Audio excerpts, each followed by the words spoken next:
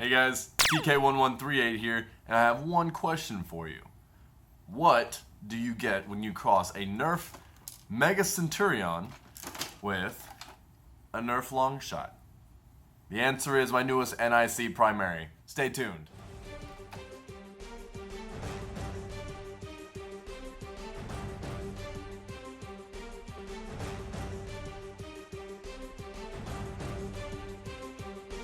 Player, I am loading the equipment overview. So, coming up in about a week is the SENC Nerf War called NoMNE, which is one of our 2 NIC grade Nerf Wars a year. The rest of the ones are Super Stock. Super Stock, for those of you who aren't familiar with the term, is modified blasters, standard darts. It's what we use at most of the SCNC games, but twice a year we get to do the NIC grade, which is with homemade blasters and homemade rounds. It's a whole different ball game and a little bit more intense in terms of ranges. So I'm really excited about doing that. Now, as I mentioned, it is allowing for homemade blasters. I can explain to you what I know about homemade blasters, and that is not a whole hell of a lot. But what I do know is modifying blasters. So, taking some advice from a couple of friends and some cool products I've seen online, I've managed to cobble together a blaster that I think is going to be pretty fun to play with at the game, and that is my T-28 repeating sniper rifle.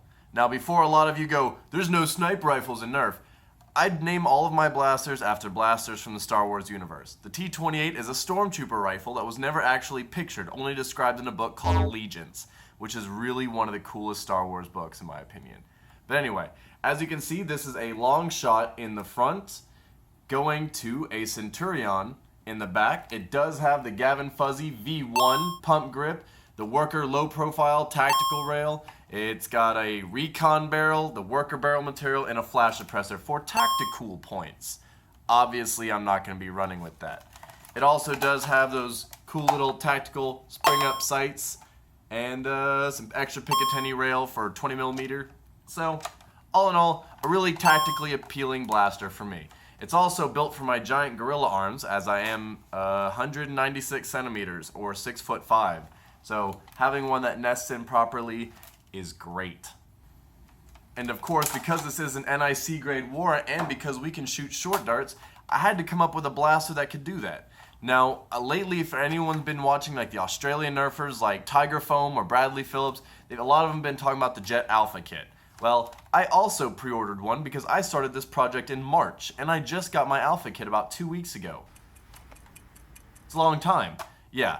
I'm not going to get into the whole issue with pre-ordering from Jet. That's a horse that's been beaten into the ground. It did take forever. I actually originally anticipated on just selling it as soon as it came here. I was so frustrated. But then I remembered there's NoMNE. And so now having a closed breech system designed for shooting small darts may not be a bad idea. So this blaster does have the Jet Alpha kit in it. It's running a 10K spring. I have a 16. I'm kind of playing around seeing which one I like. So, we'll see. As you can see, it does have that aluminum barrel and something goes on the end. I'm trying to figure all that out. And it shoots short darts. I'm using some cut down FVJs that were accidentally sent to me when I ordered non-FVJs. And, well, either way, it's from China. So, I still got a whole bag of those I'm going to cut down. Should be a lot of fun. And I'm really looking forward to trying this out because I actually went to NoMNE last year. It was my first US NIC grade war. And I rocked an Alpha Trooper.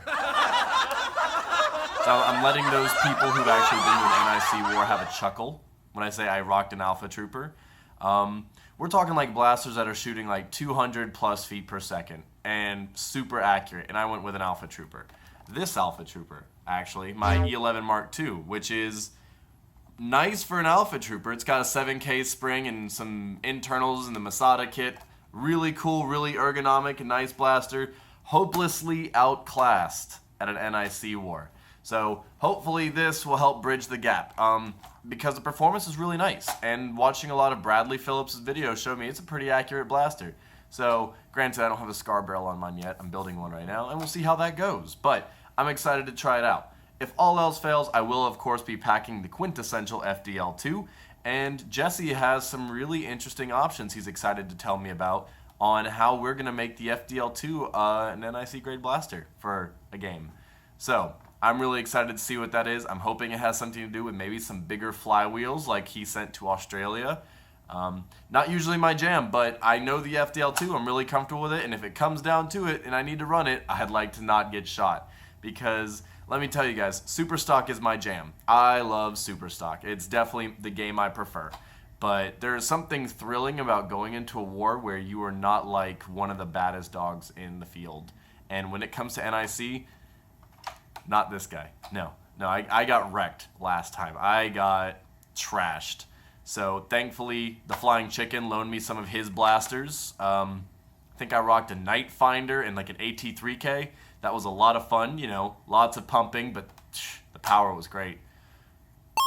So yeah, I'm really looking forward to giving this a shot this time, guys, and giving my T-28 repeating blaster, Longshot, whatever, a run for its money. Some of you will be like, hey, I saw that blaster before. Yes, I finished it in April. Well, I finished the shell. But the internals were always a little bit lackluster. And unfortunately, timing-wise, I received my FDL2 a week before finishing this blaster. And, well, the rest, as they say, is history. So after getting the FDL2, I just kind of ran with that because I really, really enjoy that blaster. So having an NIC war coming up, being able to throw an alpha kit in this and give it a shot is kind of like breathing life into a project that never really got any. So it's going to be really exciting, especially with how much time I put into this. I am thrilled to finally get out and run it. Yeah, if you guys want to see some footage of me playing with this, you'll be able to see it in about a week or two when I post it up. I'm still in the middle of editing a ton of End War footage. I want to thank everyone who watched the End War Mission 1 Part 1. Part 2 will be coming out on Thursday or Friday. It depends how long I stay up editing it, because the last one took a while. So, anyway, guys, I just wanted to show off my T-28 one more time before it gets all dirty and everything. And thank you very much for watching. Please remember to subscribe. And this is TK1138. Nerf well, my friends.